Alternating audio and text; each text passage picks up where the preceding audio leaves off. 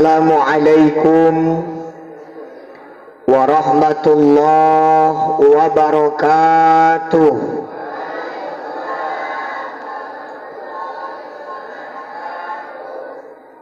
Alhamdulillahi rabbil alamin.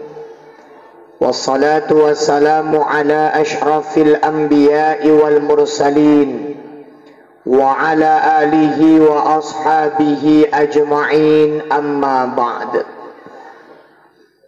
Yang terhormat Bapak Kepala Desa Seimencirim, yang terhormat para kepala dusun yang berhadir, yang saya hormati Ketua FKSMM Al-Ustadz Muhammad Hendro SPDI, begitu juga dengan Ustadz Syamsir selaku wakil apa sekretaris Ustadz?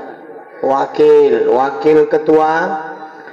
Yang terhormat pemuka agama, pemuka masyarakat yang tidak dapat saya sebutkan satu persatu, segenap pengurus Badan Kemakmuran Masjid Nurul Huda, bapak-bapak, ibu-ibu, orang-orang tua kami yang kami muliakan, remaja-remaji masjid yang kami banggakan, para YouTuber yang kami hormati, dan yang Ustadz sayangi, anak-anak sekalian. Alhamdulillah, pada malam yang mulia ini kita dipertemukan di masjid yang indah ini dalam rangka memperingati Isra wal Mi'raj. Coba anak-anak, anak-anak Ustadz tanya, dulu Nabi Muhammad Isra Mi'raj naik kendaraan namanya apa?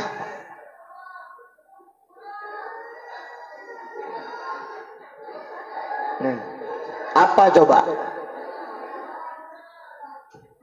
Apa rok? Ngambil ujungnya aja. Apa tadi? Buruk. Buruk. Tapi bagusan kalian nggak tahu diem. Ustaz ceramah di Binjai, Ustaz tanya anak-anak, apa kendaraan Nabi waktu Isra Mi'raj? NMAX katanya pula. NMAX pula. NMAX nih bos, senggobong.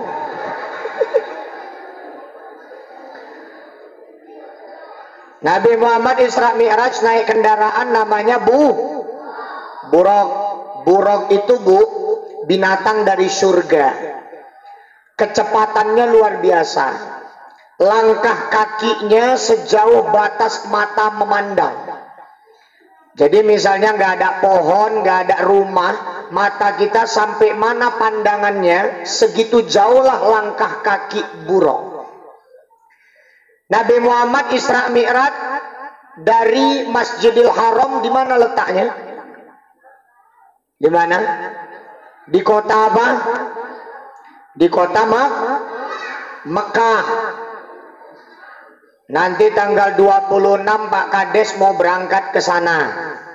Mudah-mudahan pemimpin Bapak Ibu berangkat ke sana bisa jadi pembuka jalan untuk Bapak Ibu, sehingga setelah Pak Kades pulang makin lapang rezeki masyarakat Seimencirim, sehingga diizinkan Allah segera berangkat ke tanah suci. Amin amin aja nabung, amin amin aja kan Ustaz. Yang penting saya selalu ingatkan Bu, jangan pernah berputus asa untuk bercita-cita ke tanah suci. Tapi kayaknya kita nggak jumpa Pak Kades. Saya punya travel umroh juga Bu, tapi Pak Kades perginya nggak sama aku. Nah, banyak travel sekarang, suka hati mau sama siapa piginya. Saya berangkat tanggal 4 Pak Kades. Tanggal 4 berangkat bawa 40 jamaah. Nanti tanggal 15 jamaahnya pulang, aku nggak pulang Bu, aku tetap di sana. Karena tanggal 18 ada yang berangkat lagi sampai seminggu Ramadan di sana. Jadi nanti mungkin Pak Kades saya sampai Madinah, Pak Kades udah pindah ke Mekah. Jadi Bapak Ibu yang dimuliakan Allah, jangan pernah terucap dari mulut ibu, aku nih miskin. Manalah mungkin bisa ke Mekah. Orang kerjaan laki ku aja pun mocok-mocok. Manalah mungkin bisa ke Mekah. Jangan pernah terucap kata-kata nggak mungkin. Kalau ibu bilang nggak mungkin, berarti ibu sudah meremehkan Allah. Ibu menjengkali kemampuan Allah. Orang sampai ke sana namanya duyufur rahman, tamu-tamu Allah. Tamu yang diundang langsung sama Allah. Karena Allah yang ngundang, suka hati Allah ngundangnya macam mana. Nggak selamanya orang berangkat karena kaya. Banyak orang kaya sekalipun nggak pernah ke sana, Bu. Tapi banyak orang miskin izin Allah bisa sampai ke sana. Cara Allah manggil macam-macam. Dulu, Bu, saya kan tinggal di Langkat. Bupati kami kan viral.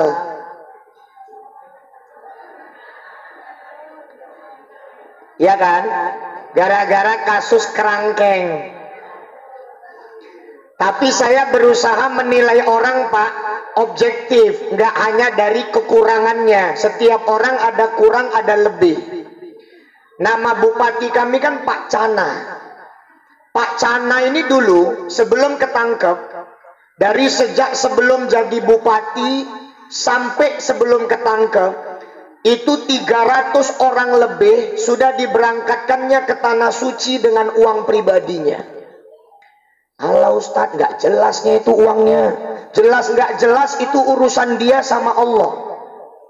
Yang penting yang diberangkatkan tadi, selagi dia nggak tahu uang itu haram atau tidak, umrohnya tetap sah.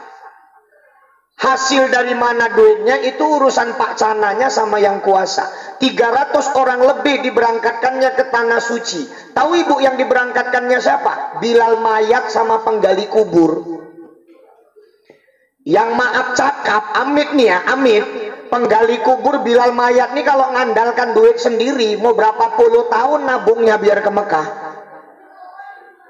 Nanti udah terkumpul sikit, datang tukang angsuran gorden, kelong meneh. Wis terkumpul kok, teko iku, kewer-kewer. Nah, kok ngerti kewer-kewer? Atau istilah lainnya mekar-mekar. Tahunya aku is hafal kelakuanmu, Bu.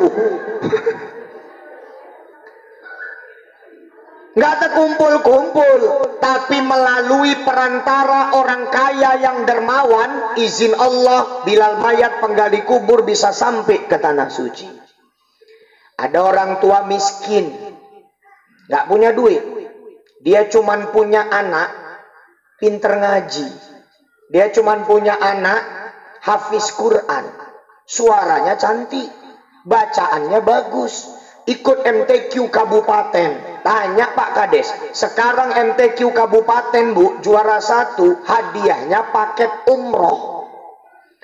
Orang tua miskin, anak jago Quran, ikut MTQ juara 1, hadiah umroh dihadiahkannya untuk orang tuanya. Orang tuanya berangkat ke Tanah Suci bukan karena punya duit, tapi berkah Al-Quran yang dibawa sama anaknya. Macam-macam cara Allah manggil, Pak. Ada lagi yang paten, Bu, nenek-nenek. Oi, nenek-nenek. Jangan main-main. Kalian yang ribut nanti Ustadz panggil ke depan, Ustadz berdirikan di depan sampai Ustadz siap ceramah ya. Jangan main-main kalian. Nenek-nenek belum haji, belum umroh, pergi pengajian, pergi wirid, pakai baju serba putih. Di kampung-kampung orang kalau suka pakai baju serba putih kan biasa dipanggil Pak Haji, Bu Hajah. Ini nenek ini belum haji, belum umroh, bajunya putih semua. Nyebrang jalan, Bu, keserempet mobil. Yang punya mobil turun minta-minta maaf, Nek. Mohon maaf, Nek, saya nggak sengaja, Nek. Nanti ku bawa khusuk lah, Nek. Jangan lapor polisi ya, Nek. Kita kekeluargaan aja, Nek Hajah, katanya. Dipanggilnya Nek Hajah. Kata nenek itu jangan panggil hajah, aku belum haji. Nenek entah apa bajunya putih-putih. Pikir nenek udah haji, belum. Kalau gitu gini aja ya nek, selain nenekku biayai pengobatan, nenekku berangkatkan haji ya nek.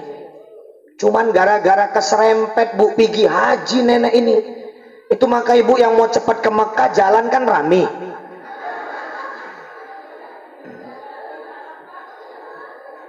Cuman ya ibu ngintip-ngintip dulu lah kalau kira-kira Pajero, Fortuner, atau minimal mobil kades lah. Jangan gerobak sawit, gepeng lah ibu. Jadi bapak ibu jangan pernah putus asa. Terus berdoa, terus usaha. Yang penting doa sama usaha harus seimbang. Nggak boleh pincang. Nggak boleh usaha aja nggak pakai doa. Orang yang usaha aja nggak mau doa, namanya sombong, merasa nggak butuh Allah. Orang yang doa aja nggak mau usaha, namanya longor.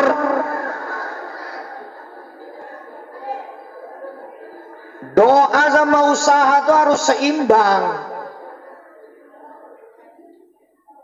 Ada satu kelompok umat Islam yang pahamnya agak nyeleneh. Kata orang itu, orang Islam itu yang penting ibadah, dekat sama Allah. Rezeki itu udah diatur Allah, nggak perlu nyari duit. Duit itu urusan dunia. Ini sesat nih bu. Yang nyuruh kita kerja tuh Allah. Yang nyuruh kita nyari duit Allah. Fa'idha qudiyatis shalah fantashiru fil ardi wabtaghu min fadlillah. Apabila telah didirikan sholat, bertebaran kalian di muka bumi, cari duit, cari rezeki, cari karunia Allah. Duit. Cari rezeki, Allah yang nyuruh kerja. Gak ada cerita rezeki datang sendiri kalau nggak dicari. Gak ada cerita orang Islam gak butuh duit bu. Bahkan kata Nabi orang Islam tuh gak boleh miskin. Orang Islam kalau miskin pak, akidahnya lemah. Bahasa gampangnya orang Islam kalau miskin lebih mudah murtad daripada orang kaya. Yang bilang bukan aku bu, yang bilang Rasul. Apa kata Rasul? Kadal fakru ayyakuna kufron. Kemiskinan bisa mendekatkan orang kepada kekafiran. Makanya kalau ada saudara kita, tetangga kita lapar, miskin, jangan sampai orang kafir duluan ngasih dia makan pak. Goyang imannya. Tetanggaku aja yang Islam gak open kok aku lapar. Malah orang Nasrani ngasih aku makan, orang ini lebih sayang sama aku, bagus aku murtad. Banyak bu, orang murtad gara-gara lapar. Orang murtad gara-gara duit. Makanya umat Islam gak boleh kaya, gak boleh miskin. Selip bu. Gak boleh miskin, harus kaya. Bu, ibu tahu rukun Islam 5. Rukun Islam ada berapa? 5. Cuman rukun Islam pertama yang nggak pakai duit. Kedua sampai kelima Pak Kades semuanya pakai duit. 5. Haji pakai duit nggak? Pakai. Biaya haji sampai 69 juta. Mungkin orang itu mikirnya gini bu, selama ini aja ada haji plus harga 200-an juta. Ada juga nggak yang mau pergi bayar segitu? Kayaknya kalau kita naikkan ini nggak ada masalah. Mungkin mikirnya gitu. Yang dipikirkannya yang punya duit aja. Padahal nenek-nenek yang daftar puluhan tahun ini nabungnya setengah mati. Bahkan dengar berita ini Pak, saya dengar banyak jamaah narik duit dari bank. Jamaah yang udah nunggu antrian gara-gara naik hampir 2 kali lipat, ditarik duitnya. Pesimis, putus asa. Taruhlah pakai harga yang lama aja bu ya. Taruhlah harga lama 40 juta misalnya. Ibu berangkat laki bini 40 kali 2 udah 80. Belum lagi ibu kan harus meninggalkan uang belanja untuk anak di rumah. Taruhlah 5 juta ada 85. Ibu kan mau buat tepung tawar, minta doa sama tetangga sama saudara, bisa 5 juta, ada 90. Belum lagi ibu nanti di sana mau beli ceret. Ceret emas itu sejadah, kurma, belinya pakai duit. Haji 100 juta lebih nggak kemana bu, duit. Apalagi jamaah Indonesia terkenal nafsu belanjanya tinggi bu. Makanya pedagang Arab kalau udah lewat jamaah orang Indonesia Pak Kades seneng dirayu-rayunya, haji, haji, haji, murah-murah haji, Indonesia bagus, Indonesia bagus, haji, haji, murah-murah haji, Indonesia bagus, tapi rakus kata orang itu. Semua dibeli ibu sama orang Indonesia. Haji pakai duit, zakat duit. Orang yang wajib zakat orang yang punya duit, yang nggak punya duit terima zakat. Cuman pertanyaannya, yang dapat pahala yang berzakat apa yang terima zakat? Yang berzakat. Yang terima zakat mana dapat duit? Artinya orang kalau punya duit lebih gampang nyari pahala daripada nggak punya duit. Ya kan bu?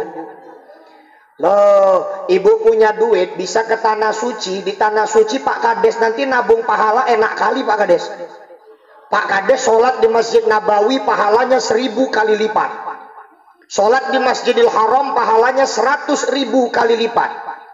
Cuman jangan pulang nggak sholat lagi Pak Kades. Pulang nggak sholat meneh Pak Kades, bali umroh nggak sholat meneh, seluai seakeh pahalaku mengipul. Ya Pak? Iku jenenge umroh tomat, pigi tobat pulang kumat. Senenge. Enak nabung pahala di Mekah Madinah bu. Semua ibadah yang kita lakukan di dua tanah haram Mekah Madinah berlipat-lipat pahalanya. Ibu kalau sedekah di Indonesia pahalanya cuma 700 kali lipat. Di tanah suci bisa 2100, bisa 2800, bisa 1400. Suka hati Allah mau ngasih berapa. Makanya kalau punya rezeki berangkatlah bu. Jangan ditunda-tunda, mumpung sehat pergi. Sering jamaah tua-tua itu yang udah didorong kursi Pak curhat sama saya, Ustadz nyesel kali lah aku Ustadz. Dulu aku masih sehat, duitku ada. Tapi ini kok belum terpanggil Ustadz. Sekarang udah tua, udah nggak bisa jalan. Iri aku Ustadz, nengoki orang nih tawafnya jalan kaki, aku didorong kursi. Sainya iri Ustaz. Makanya mumpung masih sehat ada rezeki berangkat bu. Allah tuh paling benci sama orang yang mampu tapi nggak mau Pak. Benci kali Allah.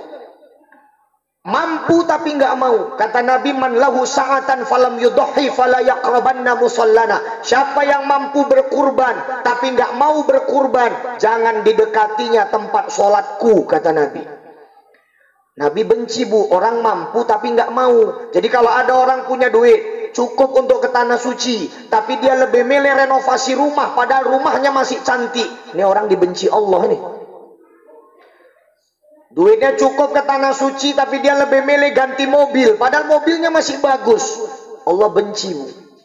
Jangan sampai kita jadi orang yang mampu tapi nggak mau. Punya duit enak nyari pahala. Bapak ibu nanti pergi ke Masjid Haji Sudirman Tanjung di Binjai, Jalan SM Raja dekat Tugu. Ada masjid megah besar, dibangun dengan uang pribadi satu orang, miliaran.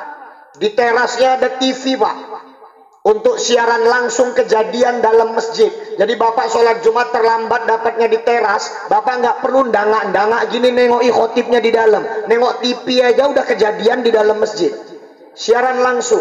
Bahkan sampai sekarang honor khotib Jumatnya nggak boleh ganggu infak masjid, tetap keluar dari kantong Sudirman Tanjung ini. Tanjung ini marga apa bu? Marga suku apa Tanjung ini? Padang. Makanya jangan coba-coba ibu bilang lagi orang Padang pelit. Masalahnya bapakku pun Padang. Miliaran loh Pak. Dan dia dengan uangnya itu, karena dia bangun masjid, dia beli istana di dalam surga. Kata Nabi, man bana lillahi masjidan banallahu bihi baitan fil jannah. Siapa membangun masjid di dunia, akan Allah bangunkan untuknya istana di dalam surga. Punya duit enak, bisa beli istana di surga. Ustadz, kalau kami Ustadz yang cuman infak limpul 20 itu bisa dapat istana juga, Bu. Bisa dapat. Tapi janganlah ibu harapkan sama istananya kayak Bapak Sudirman tadi. Ibu dapat juga, cuman mungkin kamar mandinya luar. Lainlah fasilitasnya. Enak punya duit, Bu. Ada Ustadz rukun Islam yang nggak pakai duit. Puasa kan nggak pakai duit. Apa pula puasa nggak pakai duit? Dalam Islam ada namanya puasa wisol, puasa terus menerus, nggak ada buka, nggak ada sahur. Nabi Muhammad boleh melakukannya, tapi kita haram melakukannya. Artinya kita harus buka, harus sahur, belinya pakai duit. Bahkan biaya makan bulan puasa lebih mahal kan, Bu? Nggak masuk akal juga ya kan, Bu? Padahal makannya cuma 2 kali, kok bisa lebih mahal? Pertama, mungkin bahan pokok harganya naik. Kedua, kenapa mahal biaya makan bulan puasa? Ibu sebagai istri, sebagai mama, sayang sama anak, sayang sama suami. Kepengen suami sama anak makan sahurnya selera, biar puasanya kuat. Orang sahur itu bangun tidur disuruh makan. Kalau lauknya nggak enak, dibantai tidur lagi. Sehingga mau nggak mau ibu belanjanya yang paten-paten lah. Ayam, daging, udang, ya kan, Bu? Paling sekali-sekali lah kalau terlambat bangun ibu masak Indomie. Tapi janganlah sebulan puasa Indomie aja, jadi SpongeBob satu rumah, sakit kuning semua. Puasa pakai duit. Sholat Ustadz, sholat kan nggak pakai duit. Apa pula sholat nggak pakai duit? Ibu kalau sholat telanjang sah.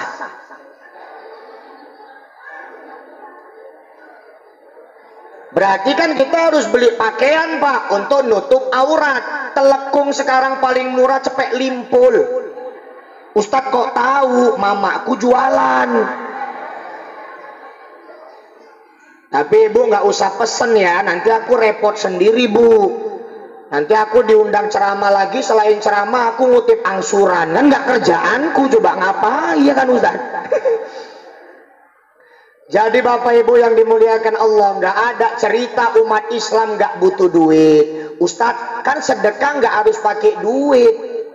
Memang betul, kata Nabi, tabassumuka ala wajhi akhika sedekah. Senyummu kepada saudaramu sedekah. Tapi masa sampai mati mau sedekah pakai nyengir aja? Lainlah pahala nyengir sama duit. Makanya suami suruh rajin cari duit.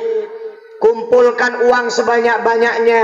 Ini kita bentar lagi mau masuk Ramadan. Minta ibu Ramadan panjang umur, murah rezeki, banyak duit di bulan Ramadan. Ibu juga bisa nabung pahala yang banyak. Ada rezeki Bapak Ibu mau berangkat umroh Ramadan, lebih paten lagi. Kata Nabi, umroh di bulan Ramadan nilainya seperti berangkat haji, tapi tidak menggugurkan kewajiban haji. Pahalanya aja seperti pahala haji.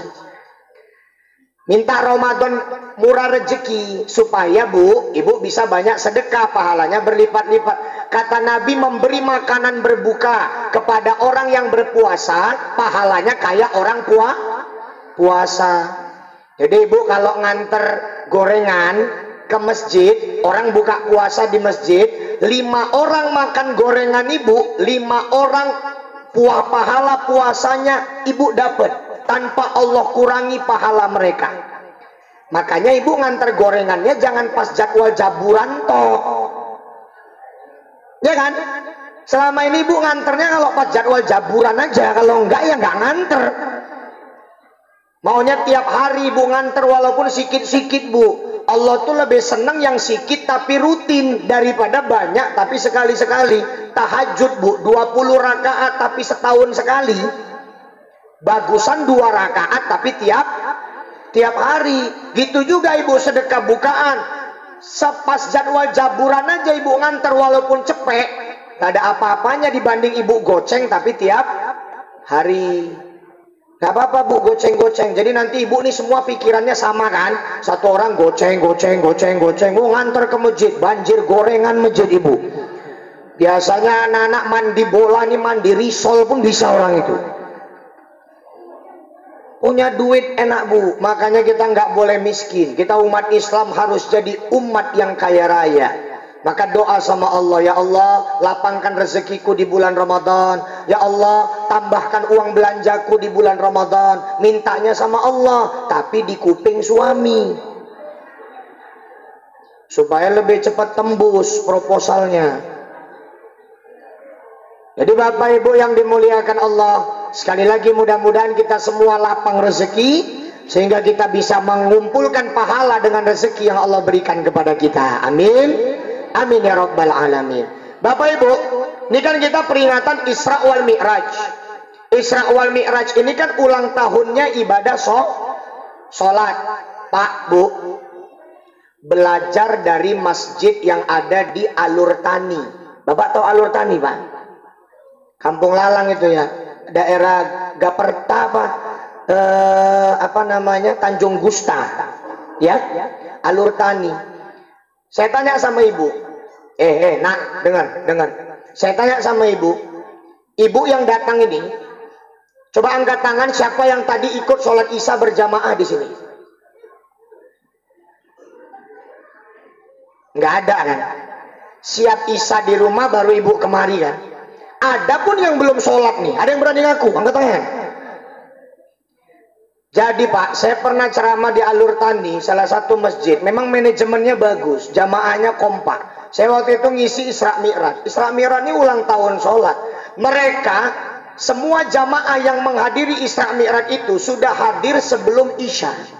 Semuanya ikut sholat Isya berjamaah. Siap sholat, nggak ada lagi nunggu-nunggu jamaah kumpul. Siap sholat langsung mulai, karena jamaahnya udah langsung Isya berjamaah di situ. Yang diperingati ulang tahun sholat. Masa yang datang belum sholat? Ini jadikan pelajaran juga ini Pak. Kalau bisa masjid kita seperti itu luar biasa. Minimal dimulai kalau ada acara aja, dimulai dari situ. Lama-lama terbiasa bisa tiap hari. Jadi Bapak Ibu, Isra Mi'raj ini yang penting kita koreksi ibadah sholat kita. Selama ini macam mana? Mau kemana? Balik pula itu. Nah, nggak apa-apa. Yang lain, dengarkan Ustaz. Kata Nabi, anak umur 7 tahun disuruh sholat. Umur 10 tahun nggak mau sholat, diapai? Pukul. Pukulnya pukul pendidikan, bukan pukul penyiksaan. Pertanyaannya, anak umur 10 tahun aja nggak sholat, kata Nabi pukul. Mama 40 tahun nggak sholat, cocoknya diapai Pak? Aku punya ide nih Pak. Ada hukuman yang cocok untuk mama-mama yang nggak mau sholat. Kepalanya ditokok lato-lato. Cocok itu. Jadi ibu nggak sholat, ibu jongkok, tek.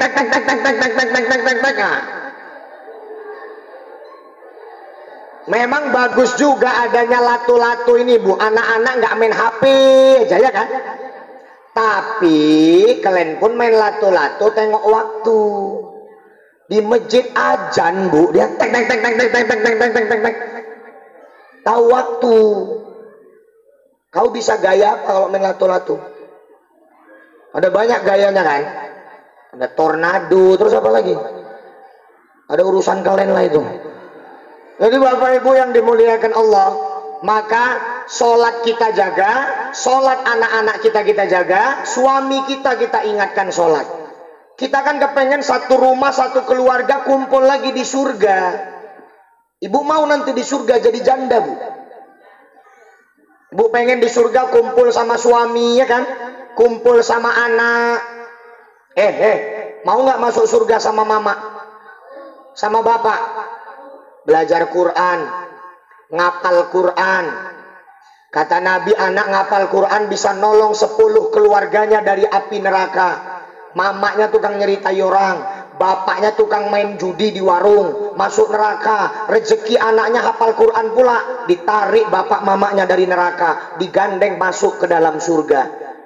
Makanya ibu, anak kalau bisa jadi penghafal Quran, jadi qori kayak adik kita tadi. Itu nanti mudah-mudahan dia ikut MTQ Kabupaten Deli Serdang, bisa juara, bisa dapat umroh. Amin. Amin ya rabbal alamin. Hafal Quran kalian. Kami langkat Ustaz. Sekarang ini lagi bangga-bangganya kami langkat. Kenapa? Kami punya satu hafiz cilik viral. Namanya Zahran Auzan, anak kecamatan Gebang. Ini anak umur 13 tahun. Dia sudah hafal 30 juz Al-Quran sejak umur 11 tahun. Bukan cuman hafalannya yang lancar, tapi bacaannya sempurna. Dia juara 1 tahfiz 30 juz se-Indonesia. Dan kemarin dia juara tahfiz 30 juz internasional sedunia. Juara satunya Maroko. Itu pun yang juara 1 umurnya 22 tahun. Udah dewasa, dia masih 13 tahun. Diangkat derajat orang tuanya. Dulu orang tuanya tukang jahit, Bu. Sekarang Auzannya diundang kemana-mana untuk ngasih motivasi. Diundang ke sekolah-sekolah. Saya bolak-balik ngisi maulid mi'raj bareng dengan beliau. Ngasih motivasi. Dimuliakan orang. Sekarang udah bangun rumah, udah beli mobil. Kalau anak ahli Quran, diangkat Allah derajatnya.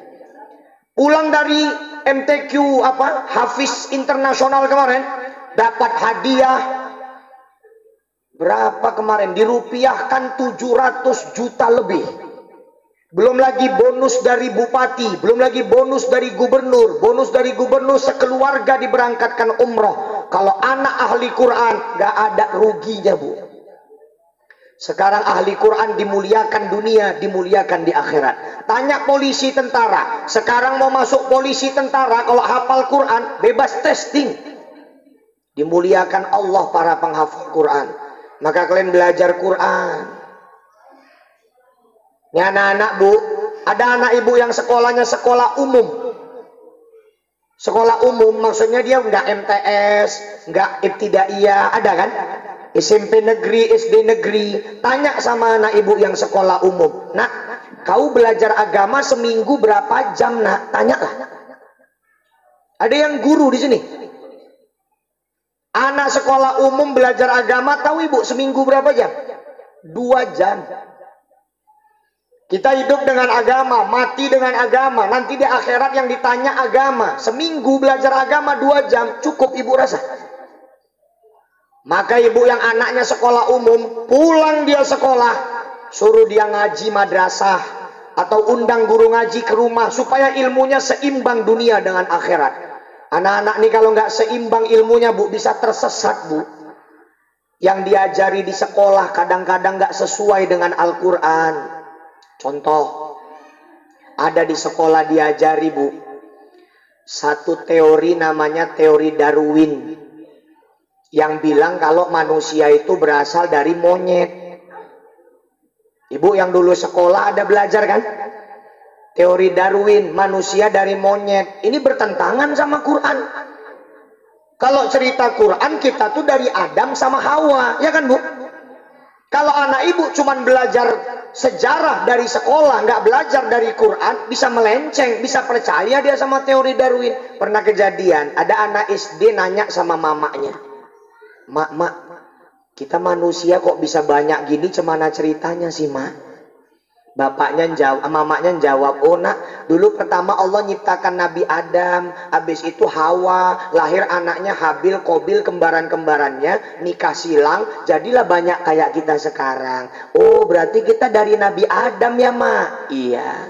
Bapaknya pulang kerja, ditanyanya lagi bapaknya, Bu, belum yakin dia. Pak, kita manusia kok bisa banyak gini, cemana ceritanya sih, Pak? Bapaknya jawab, oh nak, dulu bapak sekolah diajari teori Darwin, nak. Kita itu dari monyet. Jadi nak, monyet itu beranak, lama-lama mukanya kayak kita, katanya. Terakhir anaknya mumet. Nanya lagi sama mamanya, Mak, Yang mananya mak yang betul? Apanya? Kutanya mama, kata mama kita dari Nabi Adam mak. Kutanya bapak, kata bapak kita dari monyet. Mana yang salah mak? Kata mamanya nggak ada yang salah nak, dua-dua betul. Loh kok dua-dua betul mak? Iya, mama nyeritakan garis keturunan mama, bapakmu nyeritakan garis keturunan bapakmu. Jadi mama keturunan Nabi Adam, bapakmu keturunan monyet, kata mamanya. Anaknya nyaut, berarti mama kawin sama monyet, katanya juga. Anak bisa sesat bu, kalau nggak punya benteng agama.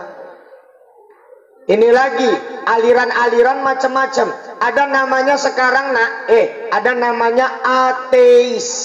Pernah tahu ateis? Ateis itu orang yang nggak percaya sama Tuhan. Bagi mereka alam semesta ini ada sendiri bu, nggak ada yang nyiptakan. Itu paham mereka. Nggak percaya ada Tuhan. Jadi ini paham, mulai masuk ke sekolah-sekolah. Yang bahayanya masuk juga ke SD-SD. Pernah ada guru SD ateis, nggak percaya Tuhan. Ngajar dia di kelas 6 SD. Kelas 6 SD ini kan polos-polosnya ya bu. Tapi otaknya udah mulai nalar. Mau dicuci otaknya bu. Masuk gurunya, gurunya masuk kelas 6 SD. Dia ngambil kapur. Ditanyanya sama murid-muridnya, ini apa anak-anak? Kapur. Nampak kapurnya? Nampak. Berarti kapurnya ada. Ini apa anak-anak? Papan tulis. Nampak papannya? Nampak. Berarti papannya ada. Allah nampak anak-anak? Tidak. Berarti Allah tidak. Ngeri nih bu. Untung ada satu orang anak ustadz pinter bu. Anak ustadz ini mungkin udah diajari tauhid ini sama bapaknya. Maju dia ke depan. Pak guru, boleh saya gantian nanya sama kawan-kawan? Silakan, diambillah kapur. Ini apa kawan-kawan? Kapur. Nampak kapurnya? Nampak. Berarti kapurnya ada. Ini siapa kawan-kawan? Pak guru. Nampak pak gurunya? Nampak. Berarti pak gurunya ada. Otak pak guru nampak kawan-kawan? Tidak. Berarti pak guru tidak punya otak. Ngeri nih.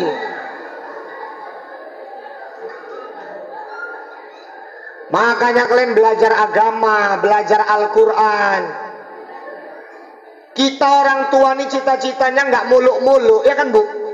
Ibu cuman kepengen nanti ibu ninggal, anaknya pandai doakan, ya kan bu? Bisa doakan, ibu ninggal nanti mayat ibu di sini, anaknya baca Quran di samping. Banyak kejadian bu, orang tua ninggal, anaknya nggak pandai baca Quran, cuman bisa nangis. Padahal nangis anaknya tadi cuma nambah penderitaan mamanya. Namanya meratap. Nggak boleh dalam Islam. Kita nih cuma pengen nanti kita ninggal, anak kita yang mandikan mayat kita. Ya kan bu? Apa ibu mau nanti ninggal mandi sendiri? Apa enggak biar lebih bersih mayatnya dibawa dor semir? Pengennya anak yang mandikan. Ya kan bu? Anak yang jadi imam nyolatkan. Coba, siapa yang mau nanti mamanya ninggal dia yang mandikan? Nggak mau kalau amit-amit lah. Siapa yang mau nanti mamanya ninggal dia yang mandikan? Siapa yang mau nanti mamanya ninggal dia yang nyolatkan? Ya Allah. Siapa yang mau nanti mamanya ninggal dia yang baca Quran di samping mayat mamanya? Siapa yang mau nanti mamanya ninggal?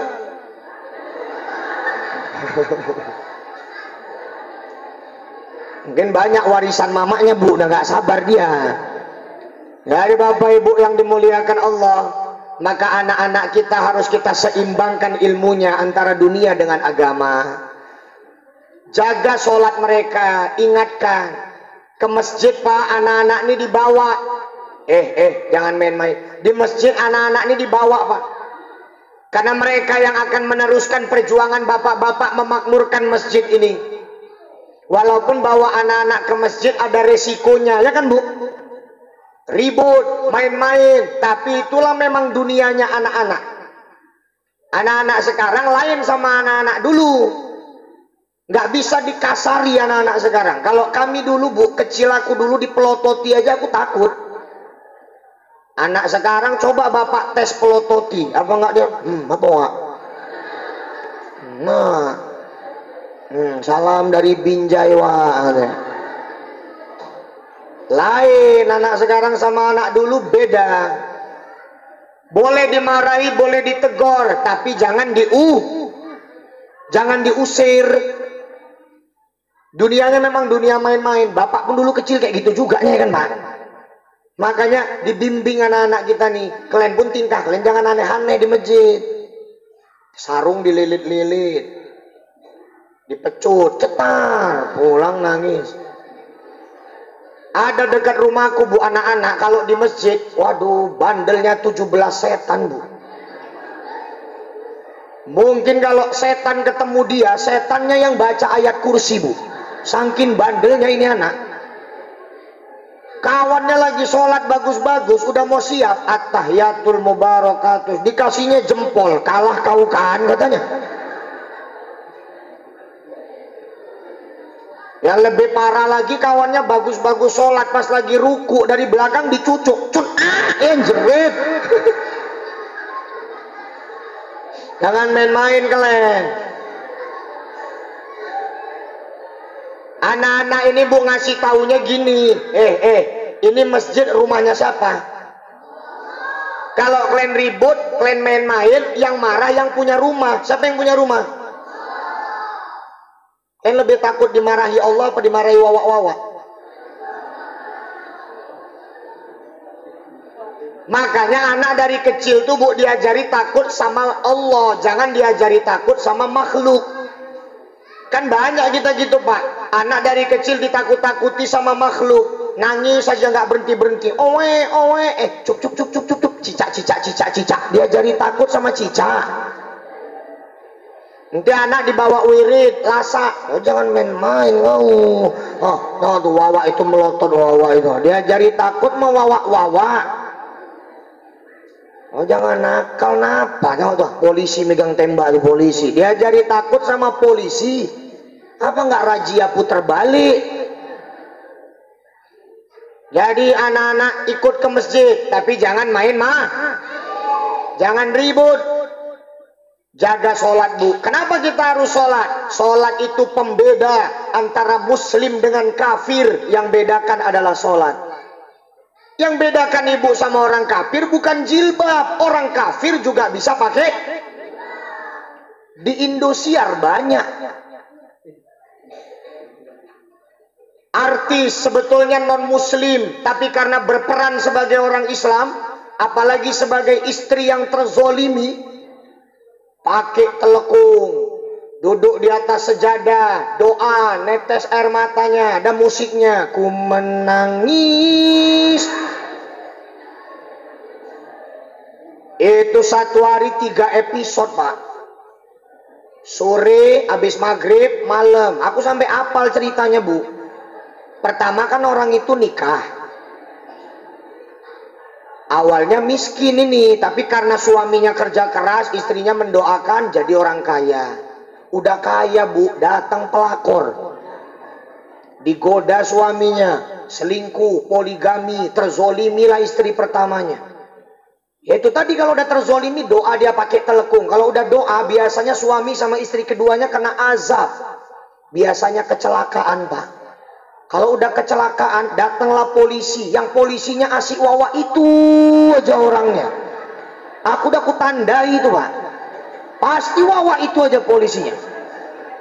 Nggak pernah aku nonton Indosiar polisinya Sambo, nggak pernah. Pasti wawa itu. Sambo kena hukuman mati ya kan, Bu? Mampus.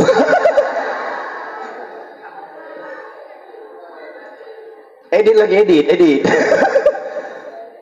Nggak pernah, pasti wawa itu polisinya.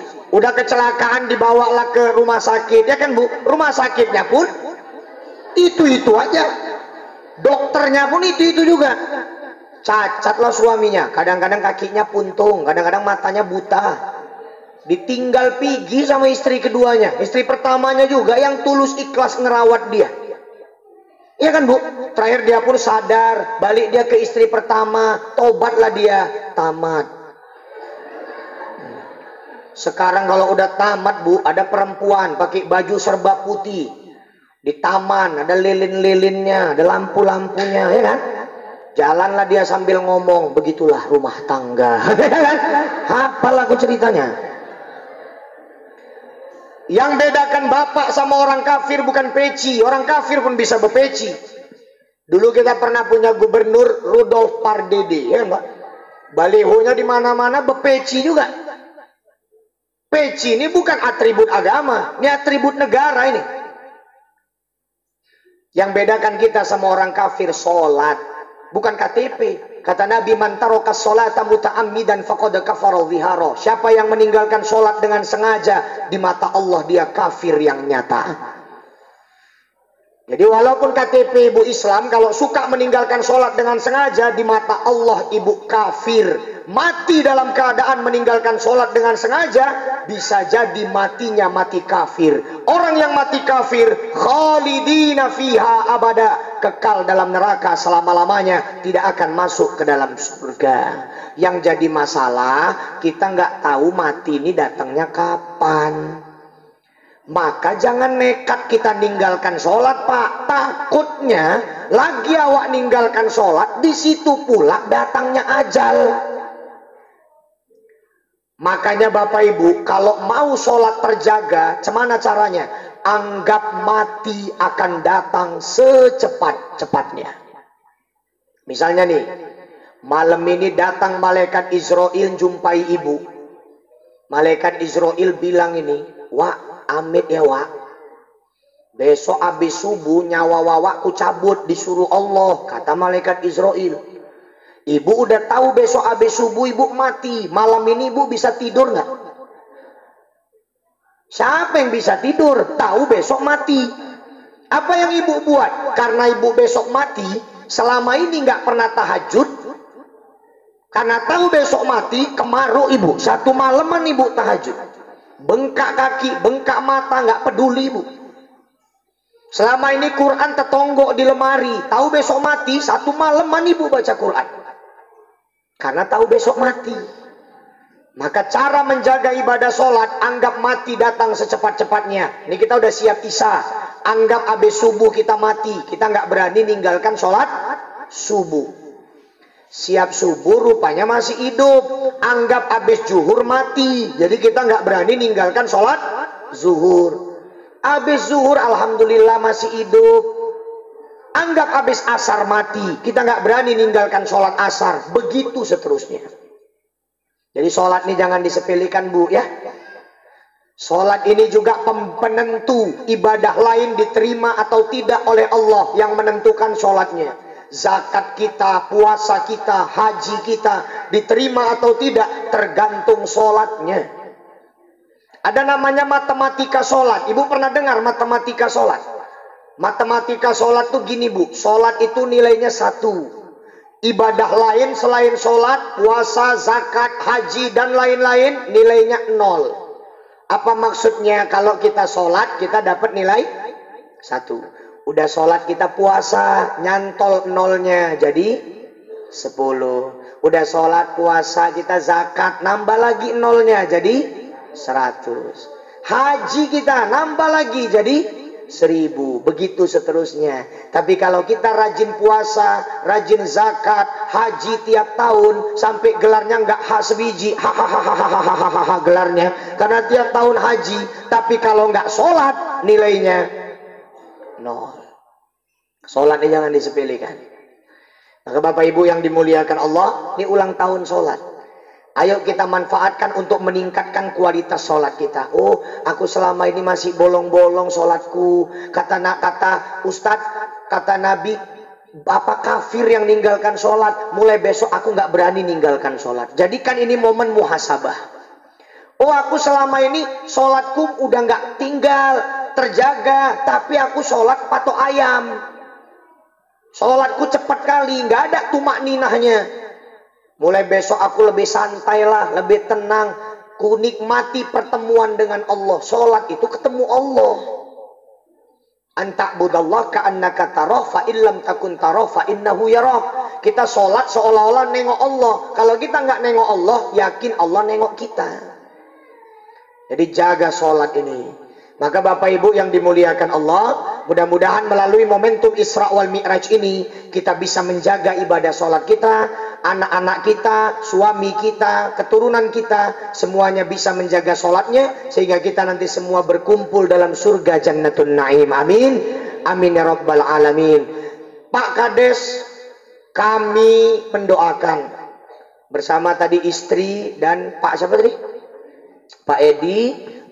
Dengan ibu juga kami membantu doa, mudah-mudahan segala rangkaian ibadah diberikan kemudahan oleh Allah, diberikan kesehatan berangkat sampai pulang, sehingga nantinya umrohnya menjadi umroh yang makbulah. Amin ya Rabbal Alamin. Yang penting jaga kesehatan Pak Kades. Dari sekarang mulai Pak Kades banyak-banyak jalan kaki, banyak-banyak jogging, karena ibadah di sana semuanya membutuhkan fisik. Tawaf keliling Ka'bah, jalan kaki. Dari hotel ke masjid, jalan kaki. Sa'i Safa Marwah, itu perjuangan yang paling berat. 4 kilo lebih kalau dikalkulasi 7 kali Safa Marwah. Itu juga jalan kaki. Maka dari sini jaga kesehatan. Satu pesan saya Pak Kades, ini sepele tapi penting. Pak Kades wajib bawa pelembab bibir. Pelembab bibir. Kalau perempuan bilangnya lip balm. Ya Bu, lip balm. Ada juga Vaseline itu Pak. Vaseline Pak Kades itu rajin-rajin dioles. Karena di sana cuaca ekstrim. Panas-panas kali, dingin-dingin kali. Kalau kita ke sana orang Indonesia, pasti bibir pecah-pecah. Jadi nanti di sana Pak Kades jangan nunggu pecah. Sebelum pecah, sebelum kering, oles terus. Wudhu, hilang, oles lagi. Karena kalau udah retak, nanti Pak Kades aktivitas nggak enak, ngomong payah, makan nggak selera, karena buka mulut aja, kerak, katanya. Pecah, koyak, perih, makan yang berkuah-kuah, sakit.